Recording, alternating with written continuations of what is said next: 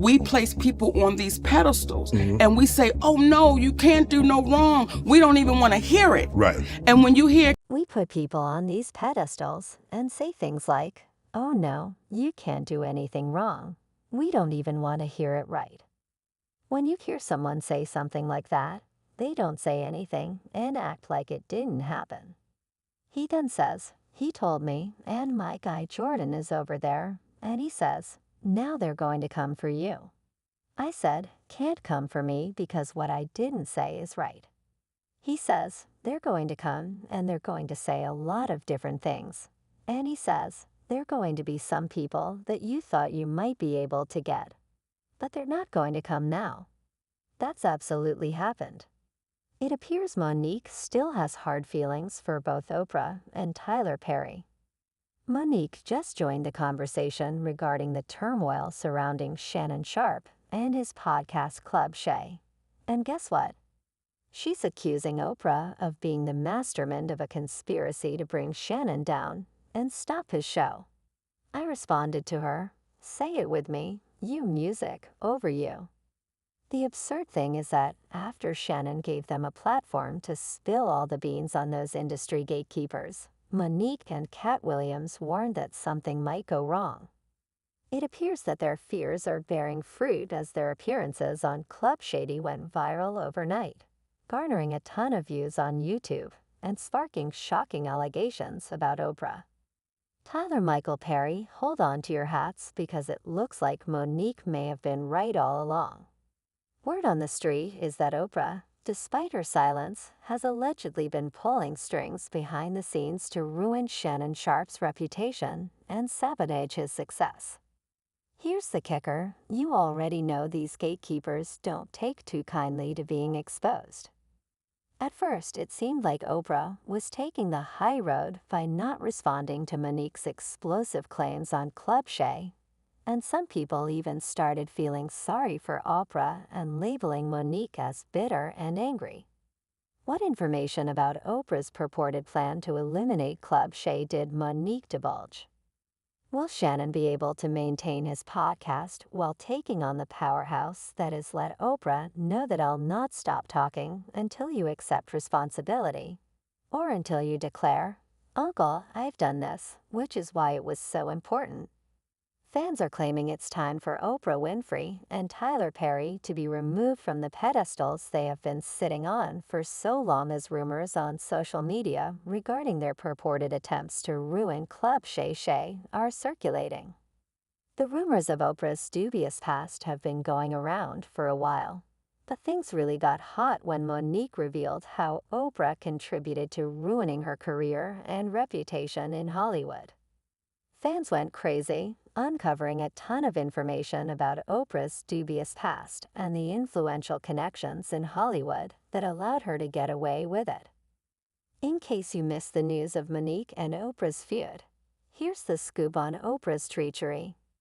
The drama kicked off way back in 2009 when Monique refused to go on a press tour for the movie Precious, co-produced by none other than Oprah and Tyler Perry. These two were desperate to send Monk on a promotional tour ahead of the Oscars to capitalize on the buzz around her nomination. However, by that point, Monique had already fulfilled all her contractual obligations connected to Pizzos. So when Oprah and Tyler asked her to go on a press tour without compensation, Monique turned them down. She was already exhausted from doing such a challenging role on Precious. So she told Oprah she'd rather spend some downtime with her husband and kids. Now, initially Oprah didn't make a big deal out of Monique saying no to the press tour, so Monique thought everything was cool between them. But then just weeks later, the tabloids started smearing Monique's name and talking about how she's difficult to work with.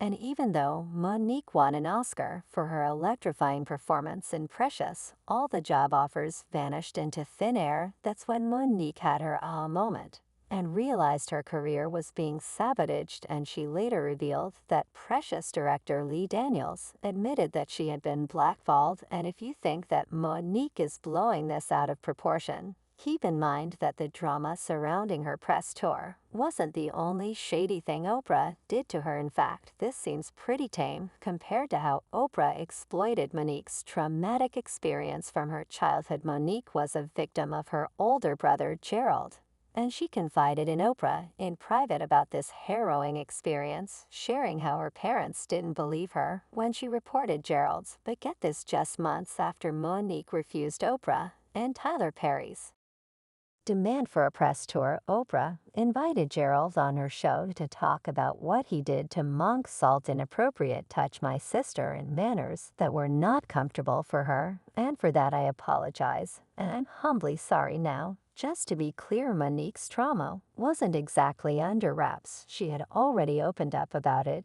in a 2008 interview with Essence magazine. But what wasn't widely known was her strained relationship with her parents, who had dismissed her when she told them what Gerald did to her. However, Oprah knew all about this. Monique had confided in her about her complicated relationship with her mom while prepping for her role in Precious. So you can imagine Monique's shock when she found out that Oprah invited both of her parents to discuss her trauma alongside Gerald, all without giving Monique heads up. Now, I begin to see commercials with my brother, my mother, my father, and my other brother. Now, the reason why that means so much is because in the conversation we had about my brother, we then went deeper, and we begin to talk about our relationships with our mothers and our fathers, and I shared my relationship with her about my mother. I shared with her that me and my mother was not talking. I shared with her we were in a really bad place. I shared with her I was hurt. And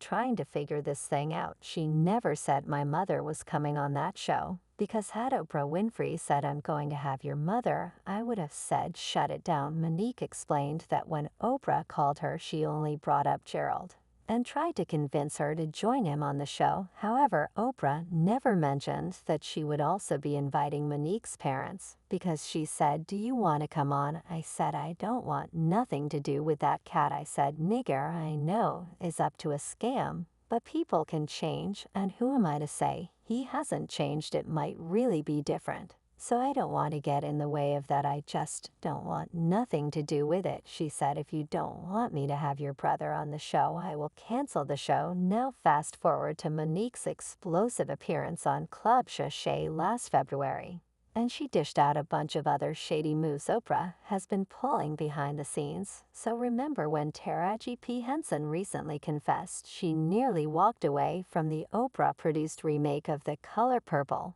because they tried to lowball her? Well, Monique was heartbroken to see Taraji in that situation. But here's the kicker: she revealed that she warned Taji about this over a decade ago. When I saw Taji broken meme on those platforms, it was painful to watch. However, Taj and I had a conversation over a decade ago, yes, in my trailer, when I was doing the Monique show MH, and she said, you got to keep on getting it until your turn come. And I said to Ragey, most of us die before our turn comes. We got to ask for it right now. Now I understand that, because there was a time I felt the same way, because that's what I was told. You just keep going, and we'll get them. The next time we'll get him. The next time we'll get him. The next time. And the next time never comes. And then you see our sister broken sitting on those platforms. Shannon inquired as to Monique's lack of attentiveness to match that of Taraji. When she attempted to reveal the truth about Hollywood, Monique responded, "It's simple." She named names. Not just any names, but those untouchable folks you're not supposed to publicly criticize. Why, she asked, didn't they receive traction or support? Why wasn't it supported when Monique made her statement? There are a few reasons, in my opinion.